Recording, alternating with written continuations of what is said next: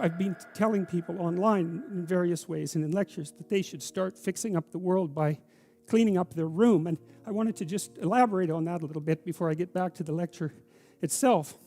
As it's become this weird internet meme, you know. And it's a joke, and good, it's a joke. I'm really happy about the fact that so much of this has got like the leaven of humor in it. It's really important, because that's what stops things from degenerating into conflict, humor. And I was thinking about this idea of cleaning up your room in relationship to the mustard seed idea. And you see, the thing about cleaning up your room, this is also something I learned from Carl Jung and his studies on alchemy, because for Jung, when the alchemist was attempting to make the philosopher's stone, he was not only engaged in the transformation of the material world, but he was engaged in a process of self-transformation that occurred at the same time as the chemical transformation. So it was a psychological work in some sense. Let's say you want to sort out your room and beautify it, because the beauty is also important. And let's say that all you have is just a little room, like you're not rich, you're poor. And you don't have any power, that's another thing. But you've got your damn room, and you've got this space right in front of you, you know, that's a part of the cosmos that you can come to grips with. And you might think, well, what's there in front of you, right in front of you? And the answer to that is, it depends on how open your eyes are. That's the proper answer, because you could say, and William Blake said this, for example, and Aldous Huxley made comments that were very similar, that in a transcendent state, you can see infinity in the finite. And you might say, well, you can see infinity in what you have within your grasp if you look, and you could say maybe that's the case with your room. And so you want to clean up your room. Well, okay, how do you do that exactly?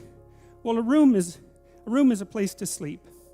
And so if you set your room up properly, then you figure out how to sleep and when you should sleep and how you should sleep. And then you figure out when you should wake up. And then you figure out, well, what clothes you should wear, because they have to be arranged properly in your dresser. And then you have to have some place to put your clothes. And if you're going to have some clothes, you have to figure out what you're going to wear those clothes to do, right? And then that means you have to figure out what you're going to do. And then your room has to serve that purpose, because otherwise it isn't set up properly. And if it doesn't serve your purposes, you will be unhappy and not happy in the room, because the way that we perceive the world is as a place to move from point A to point B in.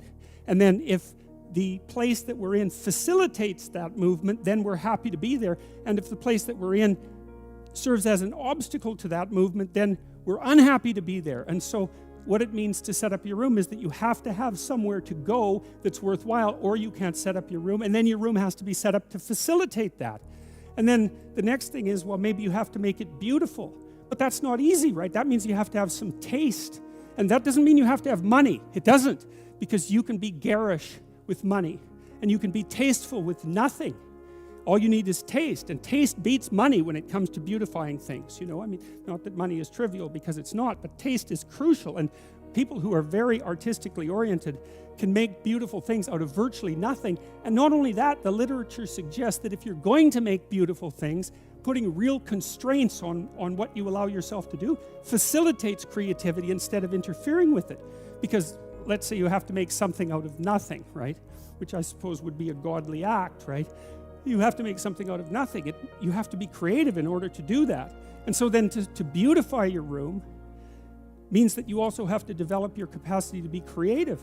And so then you can make your room shine.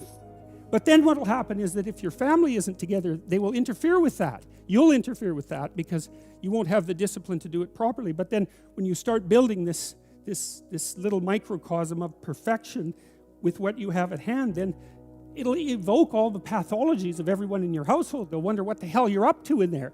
And they won't necessarily be happy, because if they're in a lowly place, let's say, and so are you, and you're trying to move out of that, then the higher you move out of that, the more the place they're in looks bad. And you might say, well, what they should do is celebrate your victory over chaos and evil, but that isn't what will happen. What will happen instead is that they will attempt to pull you back down. They'll attempt to, and I mean, obviously all families don't do that, but all families do that to some degree, and some families do almost nothing but that. And so what that means is that if you're going to organize your room, then you're going to have to confront the devils in your house. And that's often a terrifying thing, because some of those devils have lineages that go back many, many, many generations. And God only knows what you have to struggle with in order to overcome that. And so, and then